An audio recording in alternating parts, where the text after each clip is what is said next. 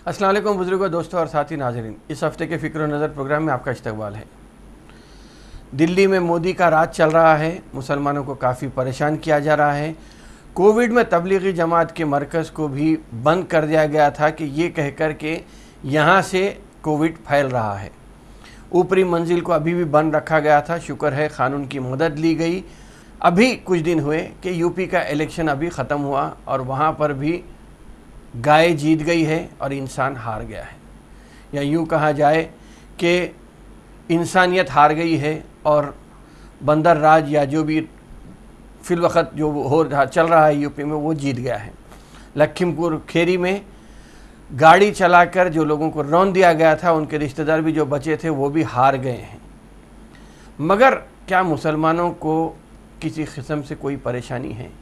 अगरचे कि हुकूमत डराने की कोशिश कर रही है, लेकिन क्या मुसलमान परेशान हैं या मुसलमान कुछ अपने सुधरने की कोशिश कर रहे हैं? ये बहुत बड़ा सवाल है, इसलिए कि बंगाल में आजकल हंगामा चल रहा है। ममता बनर्जी को कहीं ना कहीं घेरे में लाने की कोशिश हो रही है। तो उसी में अगर देखेंगे तो बंगाल में शायद कुछ ऐसा नज़र आ रहा है कि बंगाल के जो कलकत्ता शहर है, कलकत्ते से 200 किलोमीटर बल्कि 220 किलोमीटर दूर पे बोगतोई एक गांव है, जहां जो बीरभूम के ज़िले में है, जहां ऐसा लग रहा है कि वो कलकत्ता से दूर और यूक्रेन और रूस के करीब नज़र आ रहा है, क्योंकि वहां आजकल बम गिराए जा रहे हैं, बंदूकें चल रही हैं, घर जलाए जा रहे हैं।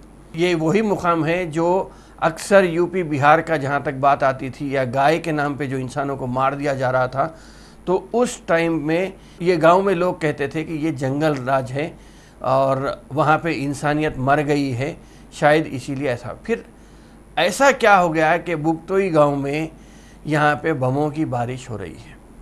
अगर तफसीलात से वाकिफ़ कराएंगे या तफसील से हम अगर देखेंगे तो बीरभूम ज़िले के गांव बुगतोई में तृणमूल कांग्रेस का लीडर भाड़ू शेख का कत्ल कर दिया गया था, और देखते ही देखते 3 नाशों को, जली हुई नाशों को गवर्नमेंट मेडिकल कॉलेज में लाए गए। उसके आधे घंटे के अंदर ही मज़ीद और 7 लाशों को जलती हुई इमारत में से निकाला गए। तो ये घर था, किसका घर था जलाया गया था? वो घर था शोना शेख का। ये भी टीएमसी का ही एक काम करने वाला आदमी है। और देखते ही देखते फटीक शेख, बनीरुल शेख, माहिरुल शेख, शेख लाल, नेक लाल, इन सब के घरों को जलाकर राख कर दिया गया है। मरने वालों में या शहीद होने वालों में 6 ख़वातीन हैं और 1 बच्चा भी है।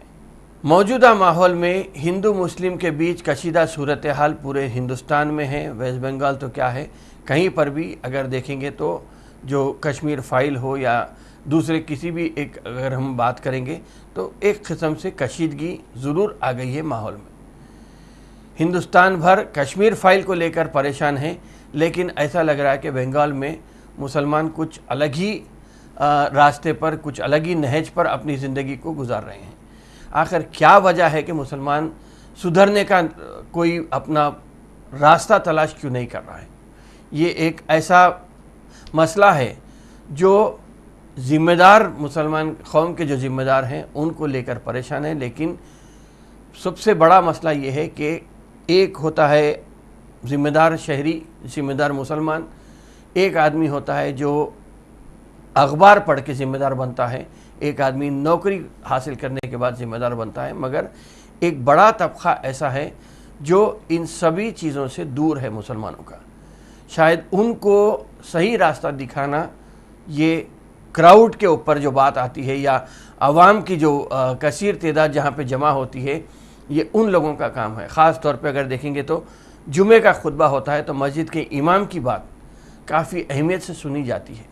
तो ऐसे लोगों का काम है कि जो लोग ना अखबार पढ़ते हैं, ना टीवी देखते हैं, जो बिल्कुल अपनी ज़िंदगी में मस्त हैं, उनको सही रास्ता दिखाना या सही रास्ते पर चलने की जो तलक़ीन करना है, ये उनका काम है।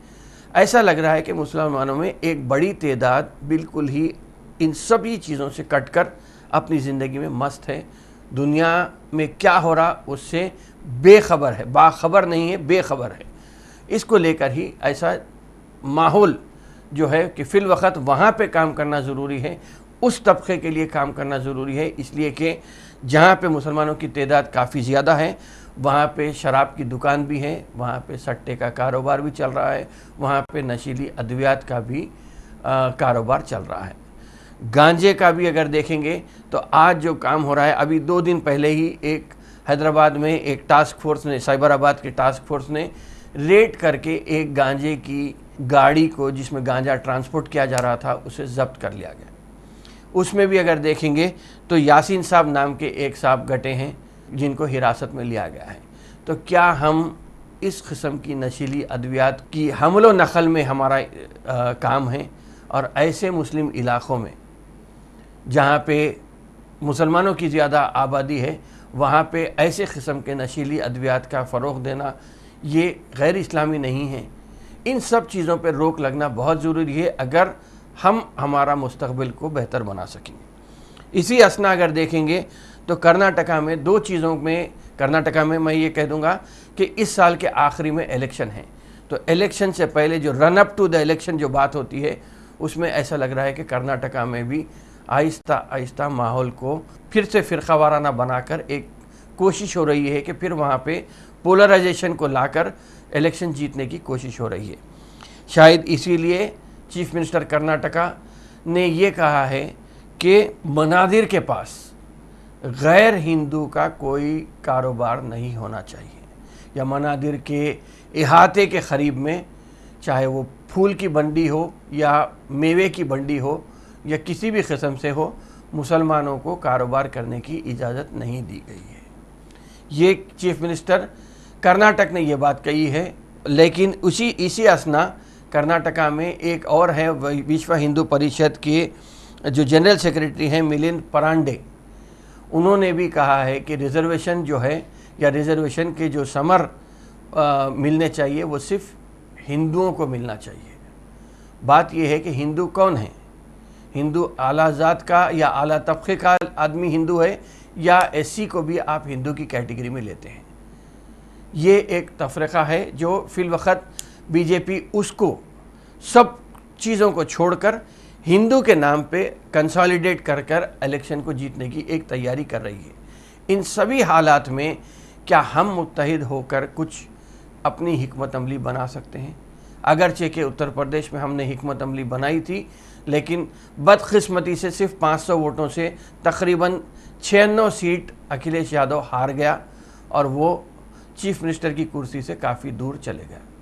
لیکن ایک اتر پردیش کے بعد میں سمجھتا ہوں کہ چاہے وہ کرناٹکا ہو یا گجرات میں بھی الیکشن ہے، ہر جگہ پر ہماری حکمت عملی یہی ہونا چاہیے کہ ہم ایک پارٹی کے طرف یا کسی طاقتور امیدوار کو جو نان بی جے پی کا ہو خاص طور پہ اسے جتانے کے لیے ایک حکمت عملی بنانا چاہیے۔